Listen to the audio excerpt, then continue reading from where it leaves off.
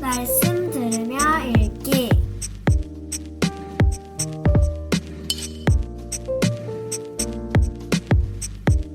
요한복음 5장 아가페 쉬운 성경.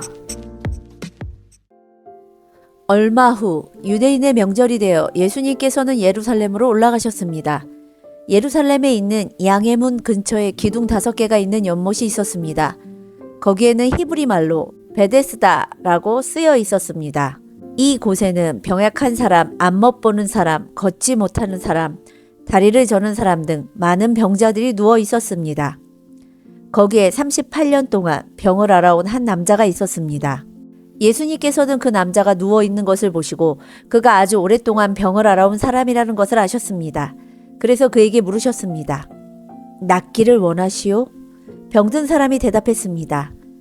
선생님, 물이 움직이기 시작할 때 제가 연못 안으로 들어갈 수 있게 도와주는 사람이 없습니다. 제가 물 속으로 들어가려고 하면 다른 사람이 저보다 앞서서 물 속으로 들어가곤 합니다. 그때 예수님께서 말씀하셨습니다. 일어나서 당신의 침상을 들고 걸어가시오. 그 즉시 그 남자는 병이 나았습니다. 그는 그의 침상을 들고 걸어가기 시작했습니다.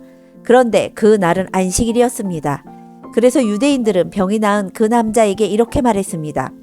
오늘은 안식일이오. 안식일에 당신이 침상을 들고 가는 것은 율법을 어기는 일이오. 그러자 그 남자가 대답했습니다.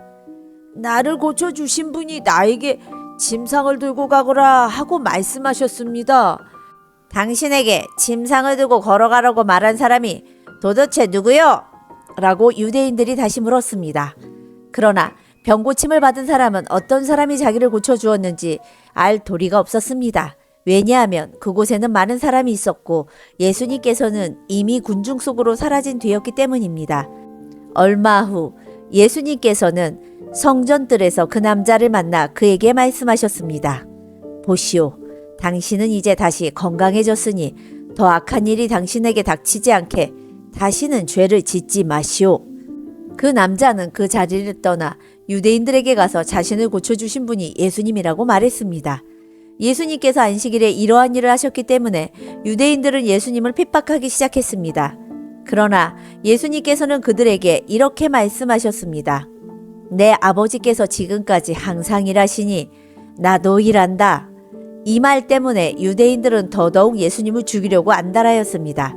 그것은 그분이 안식일을 범할 뿐만 아니라 하나님을 자기의 친아버지라고 불러 자기를 하나님과 동등하게 여기고 있기 때문이었습니다. 그러나 예수님께서 말씀하셨습니다. 내가 너희에게 진리를 말한다. 아들은 어느 것 하나도 혼자서 할 수 없다. 아들은 다만 아버지께서 하시는 일을 보고서야 그것을 할 수 있을 따름이다. 그것은 아버지께서 무엇을 행하시든지 아들도 행하기 때문이다. 아버지께서는 아들을 사랑하셔서 그분이 하시는 모든 일들을 아들에게 보여주신다. 너희에게는 놀랄 만한 일이겠지만 아버지께서는 이보다 더 큰 일들을 아들에게 보여주실 것이다. 아버지께서 죽은 사람을 부활시키며 그들에게 생명을 주시는 것처럼 아들도 자기가 원하는 자들에게 생명을 줄 것이다. 이뿐 아니라 아버지는 아무도 심판하지 않으시고 심판하는 모든 권한을 아들에게 맡기셨다. 하나님께서 이렇게 하시는 것은 모든 사람들이 아버지를 존경하듯이 아들도 존경하게 하기 위해서이다. 아들을 존경하지 않는 사람은 아들을 보내신 아버지도 존경하지 않는 것이다. 내가 너희에게 진리를 말한다.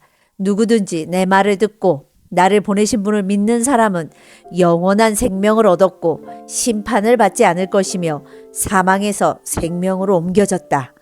내가 너희에게 진리를 말한다. 죽은 사람이 하나님의 아들의 음성을 들을 때가 올 것인데 그때가 바로 지금이다. 그 음성을 듣는 사람들은 살 것이다. 아버지 속에 생명이 있는 것처럼 아버지께서는 아들에게도 생명을 주어 그 속에 있게 하셨다. 또한 아들이 곧 인자이기 때문에 아버지께서는 아들에게 심판할 수 있는 권한을 주셨다. 이 말을 한다고 놀라지 마라. 무덤 속에 있는 모든 사람들이 아들의 음성을 들을 때가 올 것이다. 선한 일을 한 사람은 생명을 얻기 위해 부활할 것이며 악한 일을 한 사람들은 심판을 받기 위해 부활할 것이다. 나는 혼자서는 아무것도 할 수 없다.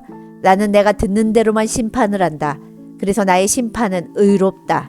나는 내가 하고 싶은 것을 하려 하지 않고 오직 나를 보내신 분이 원하시는 것을 하려고 애쓴다. 내가 나 자신에 대하여 증언한다면 사람들이 내 증거를 참된 증거로 받아들이지 않을 것이다. 그러나 나에 대하여 증언하는 다른 분이 계시니 나는 그분이 나에 대하여 증언하는 것이 옳다는 것을 안다. 너희가 요한에게 사람을 보냈고 요한은 너희에게 진실되게 증언하였다. 그렇다고 해서 내가 사람에게서 증언을 받은 것은 아니다. 내가 이런 말을 하는 것은 너희가 구원을 얻을 수 있도록 하기 위해서이다. 요한은 타오르면서 빛을 내는 등불이었다. 너희는 잠시 요한의 빛 가운데서 기뻐하기를 원했으나 내게는 요한의 증언보다 더 큰 증언이 있다. 아버지께서 나에게 하라고 주셨고 지금 내가 행하고 있는 일들이 아버지께서 나를 보내신 것을 증언한다. 나를 보내신 아버지께서 친히 나를 증언해 주셨다. 너희는 지금까지 그분의 음성을 듣지도 않았고 그분의 모습을 보지도 않았다. 또한 너희는 아버지께서 보내신 사람을 믿지 않기 때문에 하나님의 말씀이 너희 속에 머물러 있지도 않는다. 너희는 성경에서 영생을 얻을 수 있다고 생각하여 성경을 부지런히 연구하고 있는데 바로 그 성경이 나를 증언하는 것이다. 하지만 너희는 영생을 얻기 위해 나에게 오는 것을 거절하였다. 내가 사람에게서 영광을 받으려는 것이 아니다. 나는 너희가 어떤 사람인지를 안다. 너희에게는 하나님을 사랑하는 마음이 없다. 나는 나의 아버지로부터 받은 권세를 가지고 왔으나 너희는 나를 받아들이지 않는다. 그러나 다른 사람이 자기의 권세를 가지고 온다면 너희는 그를 받아들일 것이다. 너희는 너희끼리 영광 받는 것을 좋아하면서도 하나님께로부터 오는 영광을 얻는 일에는 힘을 쓰지 않으니 너희가 어떻게 나를 믿을 수 있겠느냐. 내가 아버지 앞에서 너희를 고소할 것이라고 생각하지 마라. 너희를 고소하는 사람은 바로 너희가 소망을 두고 있는 모세이다. 너희가 모세를 믿었다면 나를 믿었을 것이다. 왜냐하면 모세가 기록한 것이 나에 관한 것이기 때문이다. 너희가 모세의 글을 믿지 않는데 내가 말하는 것을 어떻게 믿을 수 있겠느냐.